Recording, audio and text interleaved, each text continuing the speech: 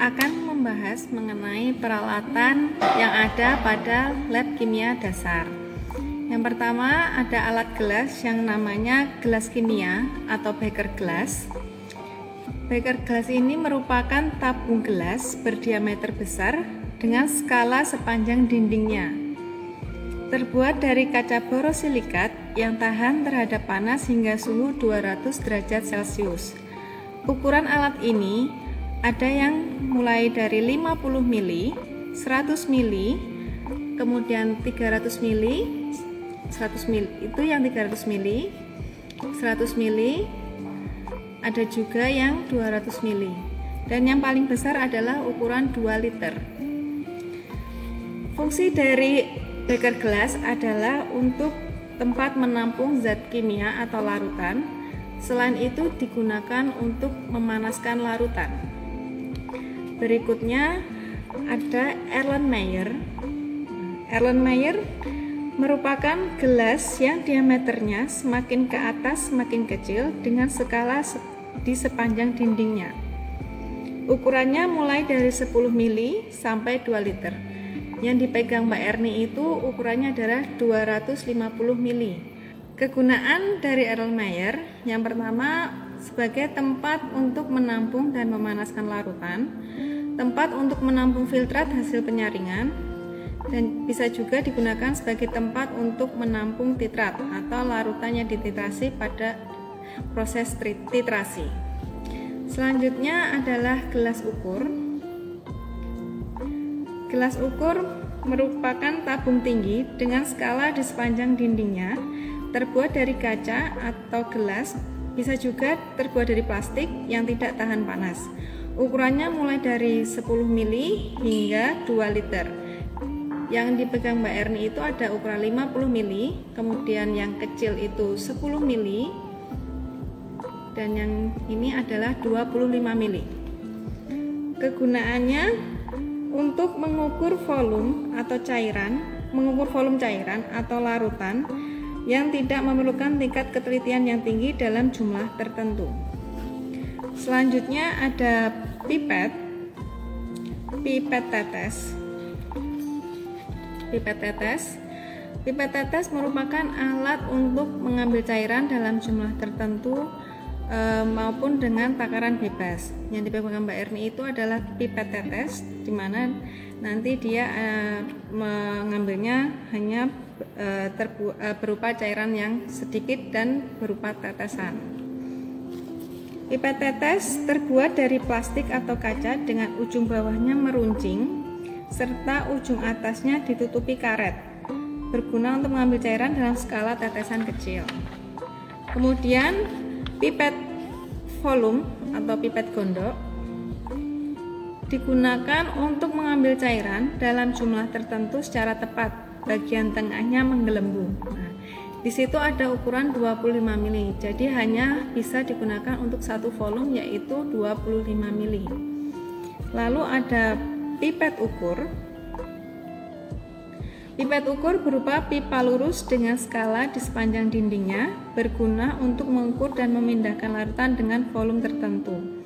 Nah, itu ada beberapa ukuran. Yang dipegang Mbak Erni itu adalah 5 mili. Ada juga yang ukurannya 10 mili, 50 mili, dan lain-lain. Buret berbentuk tabung kaca bergaris dan memiliki keran di ujungnya. Ukuran mikro buret 5 mili dan 10 mili dengan skala 0,01 mili, sedangkan ukuran buret 25 dan 50 mili dengan skala 0,05 mili. Fungsinya untuk mengeluarkan larutan dengan volume tertentu, biasanya digunakan untuk titrasi. Di sini biasanya di kimia dasar menggunakan 2 jenis buret. Yang dipegang Mbak Erni itu bervolume 50 mili dengan skala 0,05. Lalu itu adalah keran kaca. Jadi kerannya itu adalah keran kaca. Keran kaca ini berarti dia buret yang digunakan untuk menampung larutan asam. Nah, sedangkan ada satu lagi buret. Di situ keran plastik. keran plastik ini biasanya buretnya digunakan untuk menampung larutan basah. Nah, jangan sampai tertukar ya dalam penggunaannya, karena jika tertukar nanti kerannya akan susah digerakkan. Selanjutnya adalah tabung reaksi. Tabung reaksi berupa tabung yang kadang dilengkapi dengan tutup. Terbuat dari kaca borosilikat tahan panas, terdiri dari berbagai ukuran. Gunanya tempat untuk mereaksikan zat dalam skala kecil. Jadi untuk tabung reaksi itu dia mempunyai berbagai ukuran. Ini, kalau yang ini ukurannya sedikit kecil ya. Nanti ada juga yang lebih panjang daripada ini. Nah, tabung reaksi.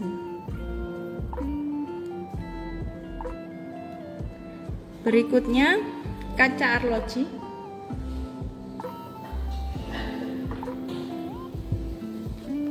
Kaca arloji terbuat dari kaca bening, terdiri dari berbagai ukuran diameter. Ini biasanya untuk menampung padatan dan digunakan dalam menimbang padatan.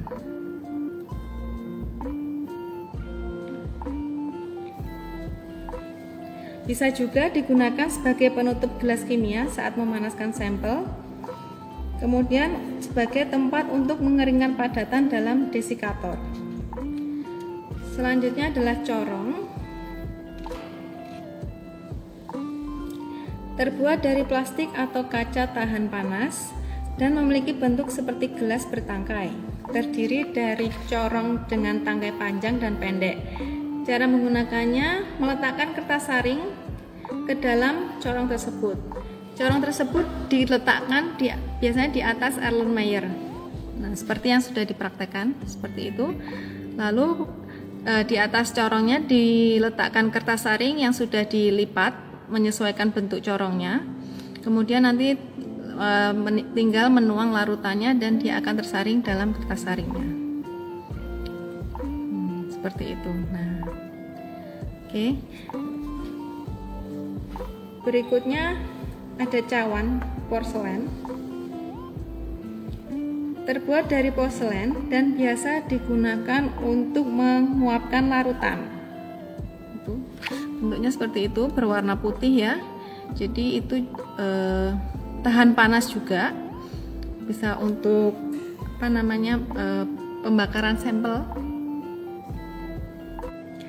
Selanjutnya ada yang namanya krus atau crucible, berupa mangkok kecil yang dilengkapi tutup dan terbuat dari porselen tahan panas alumina, dipakai sebagai tempat untuk mereaksikan bahan kimia. Pada saat krus masih dalam keadaan panas, jangan langsung dikenai air.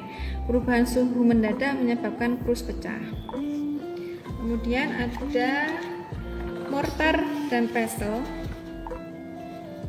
Mortar terbuat dari porselen kaca atau batu granit yang dapat digunakan untuk menghancurkan dan mencampurkan bahan kimia. Mortar itu yang berbentuk seperti mangkok itu, kemudian pestle sebagai alat penumbuknya.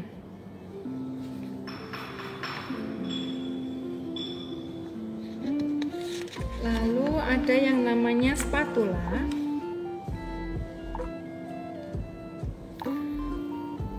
Spatula ini berupa sendok panjang dengan ujung atasnya datar, terbuat dari stainless steel atau aluminium. Fungsinya untuk mengambil bahan kimia yang berbentuk padatan, sebagai pengaduk larutan juga bisa. Lalu ada batang pengaduk. Batang pengaduk ini terbuat dari kaca tahan panas, digunakan untuk mengaduk cairan di dalam gelas kimia. Berikutnya ada kawat kasa asbes. Kawat kasa asbes ini dilapisi dengan asbes, digunakan sebagai alas dalam penyebaran panas yang berasal dari suatu pembakar. Nah, seperti itu bentuknya. Kemudian ada kaki tiga. Kaki tiga merupakan besi yang menyanggaring dan digunakan untuk menahan kawat kasa dalam pemanasan. Lalu ada yang namanya burner atau pembakar spiritus. digunakan untuk memanaskan bahan kimia. Nah, larutannya biru seperti itu. Jadi itu sudah di set ya. Itu ada sumbunya. Sumbunya nanti tinggal dinyalakan menggunakan api. Lalu ditaruh di bawah kaki 3 untuk memanaskan larutan. Nah, itu sudah merupakan satu set untuk memanaskan larutan. Kemudian ball pipet atau bola hisap. Bola hisap ini digunakan untuk membantu proses pengambilan cairan. Terbuat dari karet yang disertai tanda untuk menyedot cairan atau suction. Suction ini dilambangkan dengan huruf S berada di tengah seperti itu yang ditunjukkan. Kemudian mengambil udara atau aspirate. Aspirate ada di atas dengan simbol huruf A dan mengosongkan atau mengeluarkan cairan empty. Disimbolkan dengan huruf E. Nah, seperti itu. Biasanya ball pipet ini dipasangkan di atas pipet gondok atau pipet ukur, lalu kemudian dioperasikan seperti yang sudah dijelaskan sebelumnya.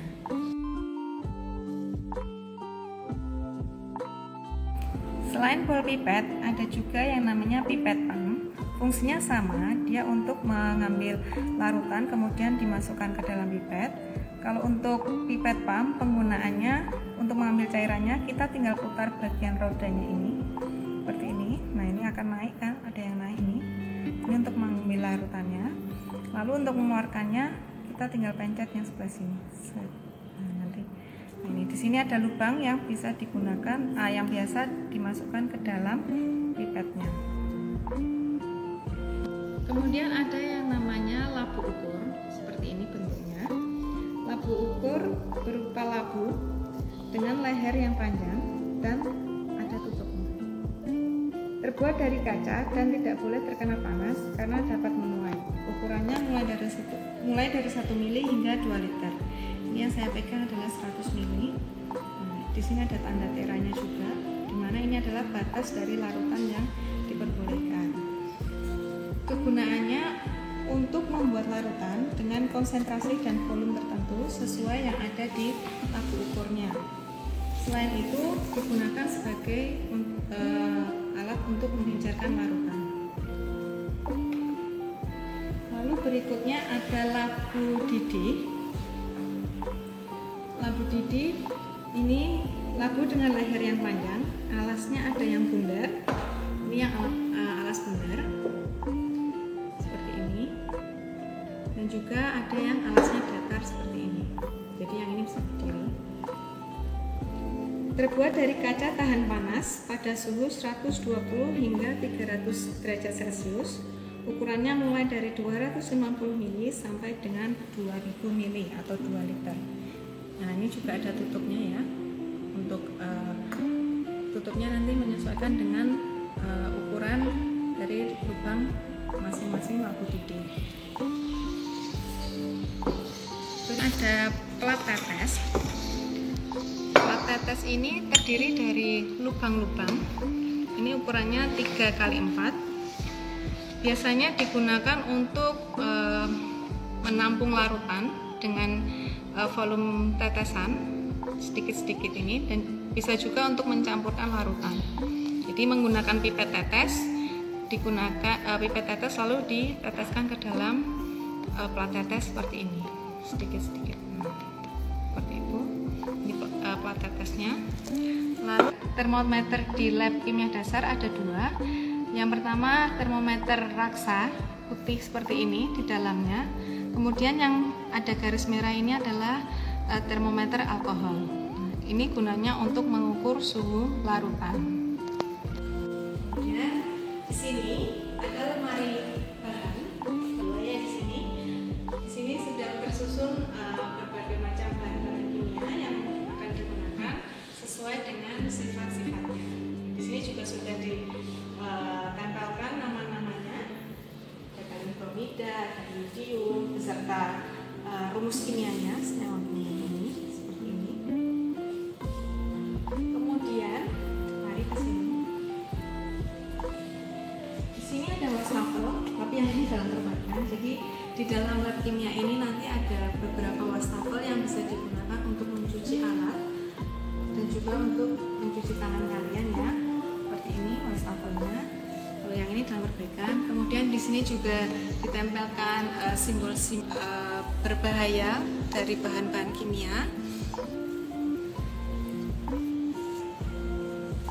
Kemudian di sini ada neraca digital.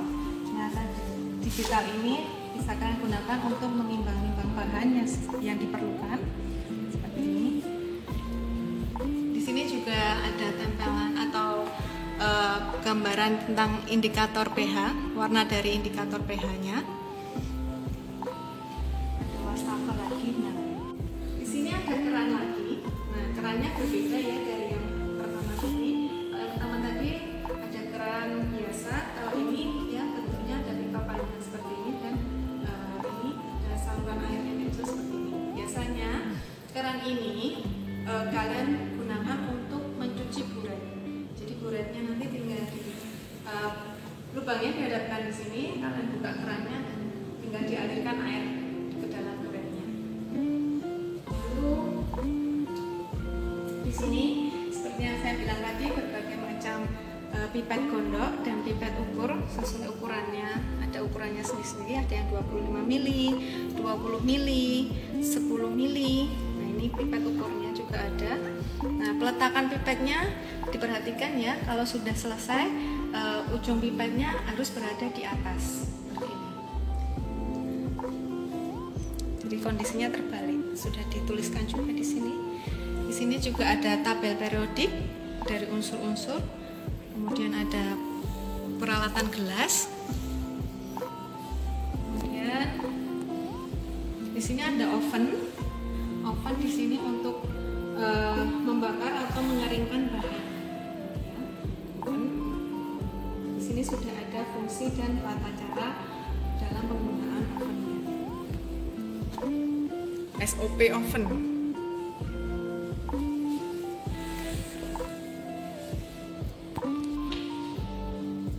Kemudian di sini ada yang namanya centrifuge.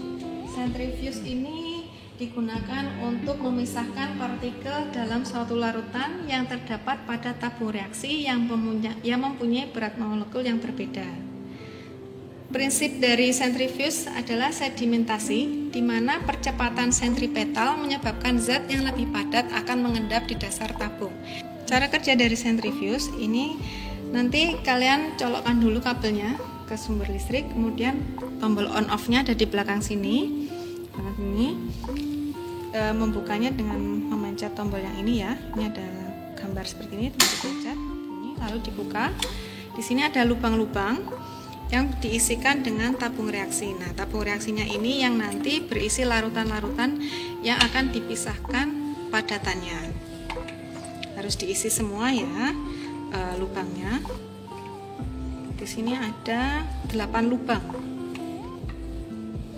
Sama sudah ada angka-angkanya juga. Jadi kalian nanti kalau misalnya pas menggunakannya bareng sama temennya tidak akan tertukar karena di sini sudah ada angka-angkanya ya. Kemudian ditutup. Lalu tinggal kalian start. Sebelumnya ini di sini ada indikator yang menunjukkan yang kiri ini adalah kecepatannya RPM. Ini bisa kalian adjust atau kalian atur kecepatannya menggunakan tombol yang ini, dinaikkan atau diturunkan. Kemudian ini waktunya, ini adalah waktunya, juga bisa diatur berapa lama nanti akan kalian putar atau kalian pisahkan. Lalu kita mulai. Nah, dia akan berputar. Kalau sudah selesai nanti dia akan berhenti sendiri dan juga akan membuka sendiri. Ditunggu ininya sampai berhenti.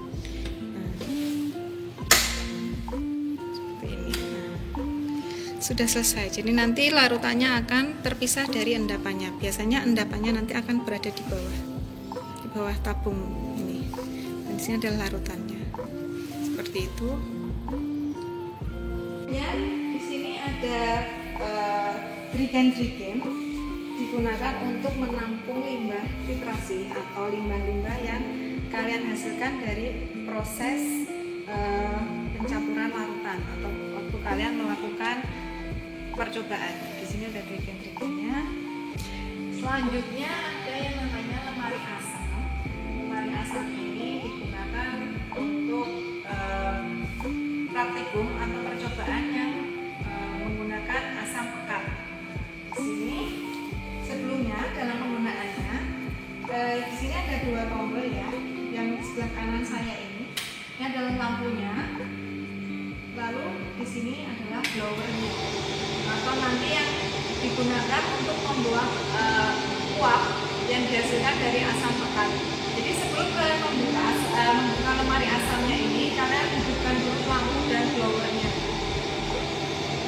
Kemudian lemari asam ini dibuka dengan cara ditarik ke atas. Membukanya tidak boleh terlalu lebar, ya, seperti ini. Cukup dipaskan di bagian dada kalian, jadi jangan terlalu lebar. Kemudian yang masuk ke dalam lemari asam ini adalah tangannya saja, bekerja tangannya seperti ini. Jangan lupa menggunakan sarung tangan dan masker. Di sini juga ada sudah disediakan asam-asam pekatnya ya. Jadi kalian tinggal nanti mengambilnya menggunakan pipet dan juga membawa tabung reaksi atau beker gelas yang diperlukan. Jadi tinggal bekerja saja di sini. Kalau sudah selesai, silakan kalian tutup lemari asamnya dan juga jangan lupa matikan lampu dan blowernya.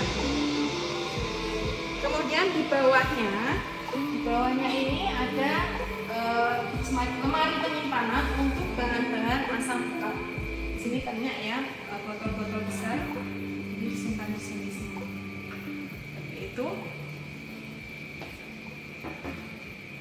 Kemudian yang terakhir adalah ini meja kerja dan juga bangku yang biasanya digunakan untuk praktikum. Mejanya luas ya, dan satu meja ini digunakan untuk 2 kelompok, di mana nanti di atas ini akan ada bahan-bahan dan alatnya nanti sudah tersedia di meja kerja seperti ini. Jadi kalian nanti tinggal menggunakan bahan-bahan dan alat-alat yang sudah tersedia di meja ini.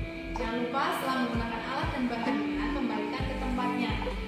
Kalau kalian menggunakan meja di nomor 15, berarti kembalikanlah alat-alatnya tadi di meja nomor 15. Begitu saya akhiri untuk materi pengenalan alat dan lab kimia dasar. Assalamualaikum warahmatullahi wabarakatuh.